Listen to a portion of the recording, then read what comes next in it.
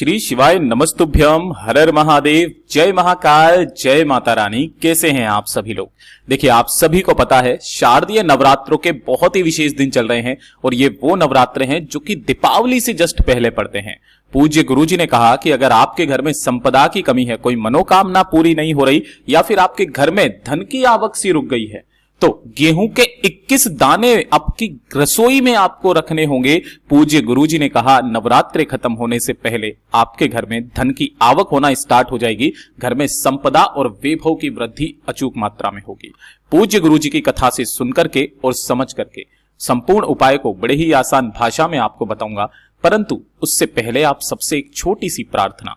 जो लोग पहली बार आए हैं चैनल को सब्सक्राइब जरूर कीजिएगा, वीडियो को लाइक करके देव आदिदेव महादेव का कोई सा भी प्यारा नाम कमेंट बॉक्स में लिखना मत भूलिएगा।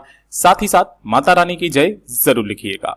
इस पूरे वीडियो में हम 3 महा उपायों के बारे में बात करेंगे, जिसमें दूसरे नंबर का उपाय आप सभी लोगों को निश्चित रूप से करना है। ध्यान से सुनना, समझने की कोशिश करना। सबसे पहले बात करते हैं पहले वाले उपाय की। पहला उपाय आपको 21 दानों से करना होगा। पूज्य गुरुजी ने कहा अगर आपके घर में धन को लेकर के बहुत समस्याएं हैं, पैसा बिल्कुल भी नहीं आ रहा, या फिर आपको लगता है माता लक्ष्मी जी आपसे रूठ गई हैं, कर्ज तक लेने की नौबत आ चुकी है, कोई दुकान या कोई व्यापार आपने चला रखा है उसमें भी घाटा होता चला जा रहा है, या फिर आपका माल नहीं बिक रहा है, किसी भी तरीके से आपके व्यापारिक संबंधित समस्याएं भी अगर जूझ रहे हो, खर्चे परिवार में बहुत ज्यादा हो रहे हैं, पैसा बिल्कुल भी नहीं बच रहा है, एक छोटा सा काम इस शारदीय नवरात्रों में जरूर कीजिएगा। किसी भी दिन आप इस उपाय को कर सकते हो, कोई समस्या नहीं है। केवल आपको इन 9 दिनों में से किसी भी एक दिन करना है।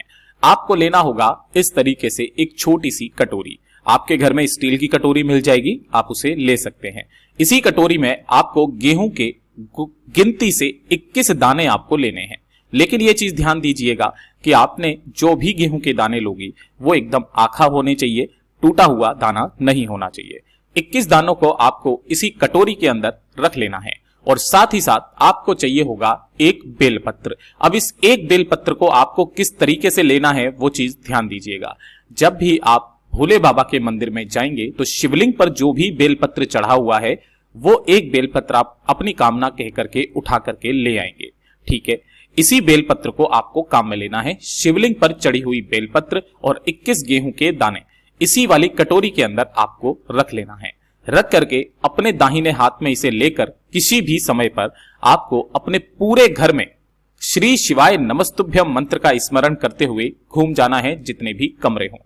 घूम जाने के पश्चात मात्र एक सिक्का आपको लेना है, जो भी हो, चाहे 1 रुपए का या 2 रुपए का या 5 रुपए का या 10 रुपए का। लक्ष्मी के तौर पर एक सिक्का इसी कटोरी के अंदर रख करके इस कटोरी को उठा करके अपनी रसोई घर में जहां पर भी पानी पीने का स्थान होता है या आपके पितरों का स्थान होता है, अगर पानी पीने का स्थान आपके किचन में नहीं है तो आपने आरओ सिस्टम लगा रखा होगा, उस आरओ सिस्टम के पास में भी आप इस कटोरी को रख सकते हैं।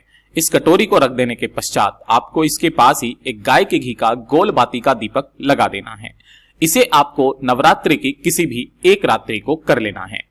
जब अगला दिन आएगा तो अगले दिन आपको इस कटोरी में रखे हुए 21 गेहूं के दाने और एक बेलपत्र को साथ में ले लेना है और एक लोटा शुद्ध जल के साथ लेकर के पहुंच जाना भोलेनाथ के मंदिर में शिवलिंग के पास में। जैसे ही आप यहां पर पहुंचोगे, शिवलिंग के पीछे की तरफ उत्तर दिशा की तरफ मुख करके आपको खड़े हो जाना है। सबसे पहले एक लोटा शुद्ध जल भोलेनाथ की शिवलिंग पर आपको धीरे धीरे करके एक धारी से समर्पित करना है।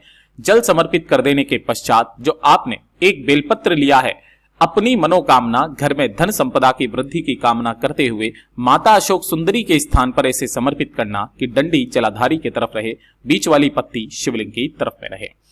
उसके बाद जो 21 गेहूं के दाने लिए हैं, उन 21 गेहूं के दानों को कुंदकेश्वर महादेव का नाम लेकर के भगवान शिव की शिवलिंग पर आपको समर्पित कर देना है, अपने घर में धन की वृद्धि की कामना करते हुए और कर्ज को मुक्त करने की कामना करते हुए।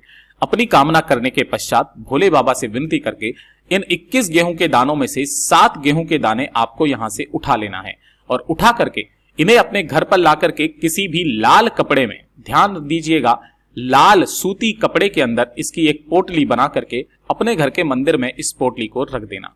पूज्य गुरु जी ने कहा, जब तक ये पोटली आपके घर के मंदिर में रखी हुई रहेगी, आपके घर में धन की आवक हमेशा होती रहेगी। पूज्य गुरु जी का बहुत अद्भुत और अचूक उपाय है, जरूर कीजिएगा। और ये दूसरे नंबर का उपाय जिसके लिए मैंने आपको रोका हुआ था, ये दूसरे नंबर का उपाय किन व्यक्तियों को करना है, इस चीज का ध्यान दीजिएगा। यह है आपको 1 लोटा चने की दाल से करने वाला उपाय।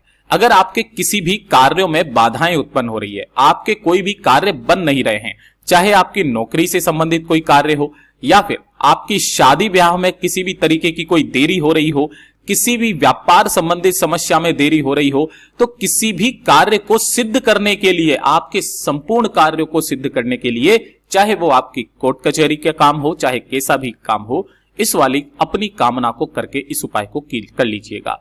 देखिएगा आपको करना क्या है, आपको लेना होगा इस तरीके से चने की दाल। कितनी चने की दाल लेनी है इसका क्रम ध्यान दीजिएगा। आपको एक छोटा लोटा जो आपके घर में हो उसे भर करके आपको चने की दाल ले लेनी है। इसी चने की दाल को लेकर के इसी के ऊपर आपको रखनी होंगी 2 पूजा वाली सुपारी। अब ये 2 पूजा वाली सुपारी का क्रम क्या है, एक होगी भगवान गणेश के नाम की और दूसरी होगी माता गौरा के नाम की।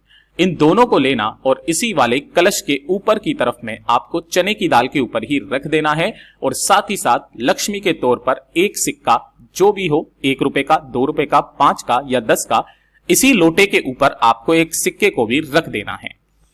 इस लोटे के मुख को आपको किसी भी एक पीले कपड़े से बांध देना है। किस तरीके से बांधोगे, जैसा कि आप चित्र में देख पा रहे हो, इस तरीके से आपको पीले कपड़े से इसका मुख पूरा का पूरा बांध देना है। बांध देने के पश्चात आपको इसे उठा करके अपने घर के मंदिर में रख देना है और घर के मंदिर में रख देने के पश्चात इसी के पास में आपको एक गाय के घी का गोल बाती का दीपक प्रज्वलित कर देना है। इसी का आपको पूजन करना है। हल्दी, कुमकुम, रोली, चावल लगा करके इसका अच्छे से पूजन करना।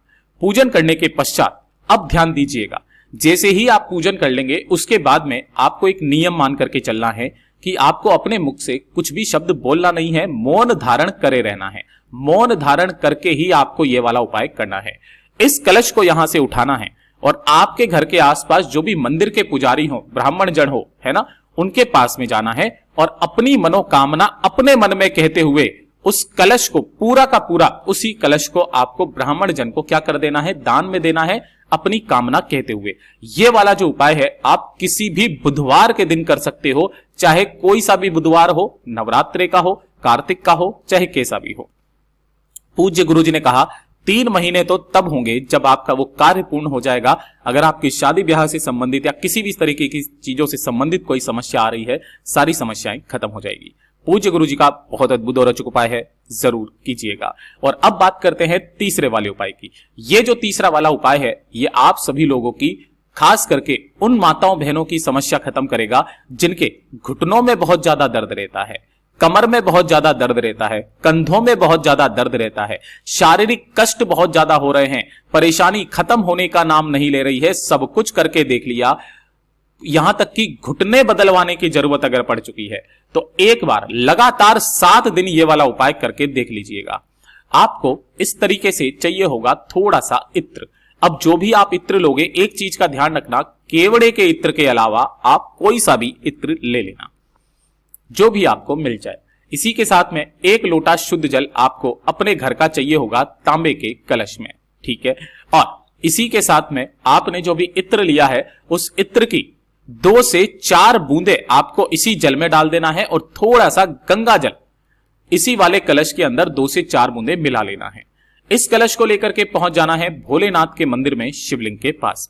जैसे ही आप यहां पर पहुंचोगे, शिवलिंग के पीछे उत्तर दिशा की तरफ मुख करके आपको खड़े हो जाना है। दोनों हाथों में उस कलश को लेकर के अपना नाम और गोत्र बोल करके इस संपूर्ण जल को शिवलिंग के ठीक ऊपर आपको समर्पित करना है अवधूतेश्वर महादेव के नाम से। किनके नाम से करोगे? अवधूतेश्वर महादेव के नाम से समर्पित करना। समर्पित कर देने के पश्चात जो भी जल जलाधारी से बह करके नीचे गिरेगा, आपको उसी जल को यहां पर इसी कलश में रोकना है।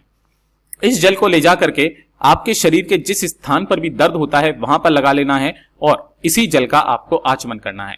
लगातार 7 दिन इस उपाय को करके देख लीजिएगा, धीरे धीरे करके आपके सारे दर्द खत्म होने लगेंगे। पूज्य गुरुजी ने कहा 7 दिनों के अंदर असर दिखाई देगा और इसे ही आप कंटिन्यू रखिएगा। मेरा बाबा आपकी इस बीमारी को जड़ से खत्म कर देगा। पूज्य गुरु जी के ये सभी उपाय बहुत ही ज्यादा खास और अद्भुत हैं, जरूर कीजिएगा। वीडियो पसंद आए तो लाइक जरूर करना, चैनल को सब्सक्राइब जरूर कीजिएगा। मैं आपसे मिलता हूं अगले वीडियो में, तब तक के लिए ओम नमः शिवाय, हर हर महादेव, जय महाकाल।